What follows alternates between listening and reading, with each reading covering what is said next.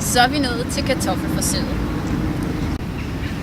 For at man kan teste, hvordan normale ikke-dyreceller reagerer på saltvand, så skal I prøve at hælde den samlede saltvand oven på den her kartoffelskive, som I vil udsætte jeres bjørnedyr for. I kan frit vælge mellem forskellige saltvandskoncentrationer. For eksempel det her fra det døde hav, eller måske saltvand, som det er i saltsøer for udseende. I får en skive kartoffel udleveret fra læreren. Den vejer I så og skriver selvfølgelig vægten ud. Nu skal I så vælge jeres foretrukne saltkoncentration fra en af de her flasker.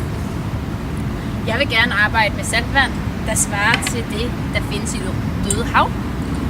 Og jeg tager så flasken og fylder røret op. Sådan. For at bestemme saltvandets nøjagtige koncentration, så kan man bruge et saltrefraktometer. Nu tager I så og hælder det over kartoflen, så det dækker helt. Sådan. Det her kan I så sætte lidt til side i en rum tid, fordi nu skal I faktisk i gang med bjørnedyrsforsøget.